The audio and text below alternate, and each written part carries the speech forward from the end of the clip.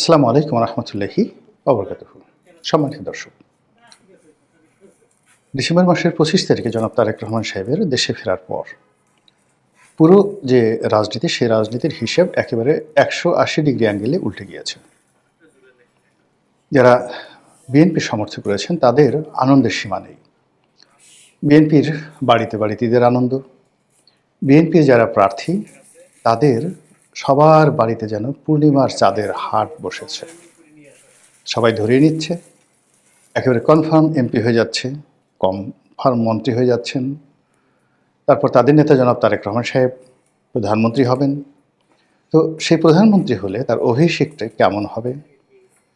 তিনি কি প্রধানমন্ত্রী হিসাবে শপথ গ্রহণের পর সেই গণসংবর্ধনায় অংশ নেবেন ৩০০ ফিটে আবার, নাকি জাতির উদ্দেশ্যে ভাষণ দেবেন? এটি নিয়ে মানুষ কিন্তু চিন্তা ভাবনা করছে যে নর্মালি নির্বাচিত হওয়ার পর জাতির উদ্দেশ্যে ভাষণ দেন টেলিভিশনে। তো যেহেতু তিনি দেশনায়ক, তারপরে জনমানুষের নেতা, তো তার যে অভিষেক, সেই অভিষেক যদি আগের মতো ৩০০ ফিটে হয় তাহলে এটা একটা ব্যতিক্রমধর্মী ঘটনা হবে। এরকম চিন্তাভাবনা বিএনপির যারা নেতাকর্মী তারা কিন্তু করছেন।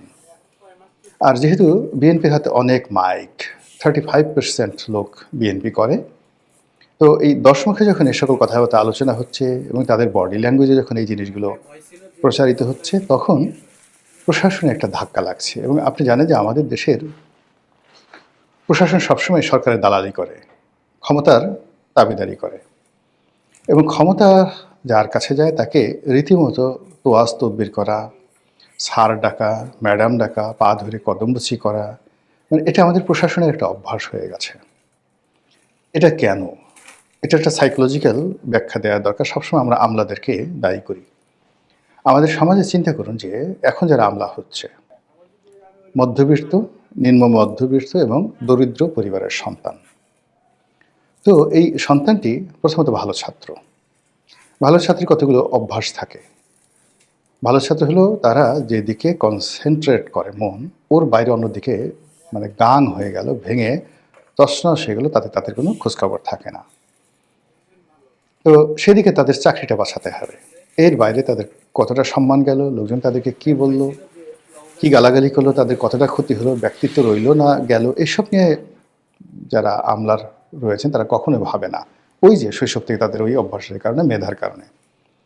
দ্বিতীয়ত হলো তারা যখনই মেধাবী হয় তাদেরকে নিয়ে তাদের পিতা মাতা, আত্মীয় স্বজন সবাই স্বপ্ন দেখেন। তো স্বপ্ন দেখে তাদেরকে ঘি, মাখন, পোলাও, কোরমা, দুধের স্বর, মানে পরিবারের সবাইকে বঞ্চিত করে তাদেরকে খাওয়াতে হবে। তারপর ধরুন একটা দরিদ্র পিতা, তার পরনে লুঙ্গি নেই, তার গামছাটাও ছিঁড়ে গিয়েছে, বা সে যদি রিক্সা চালক হয় তার টায়ারটা অবিলম্বে পাল্টানো দরকার। কিন্তু এ সকল কর্ম না করে সেই দরিদ্র পিতা প্রায় করে কি, মানে তার সেই মেধাবী ছেলেটি তাকে সুটেড বুটেড করে বিশ্ববিদ্যালয়ে পাঠায়।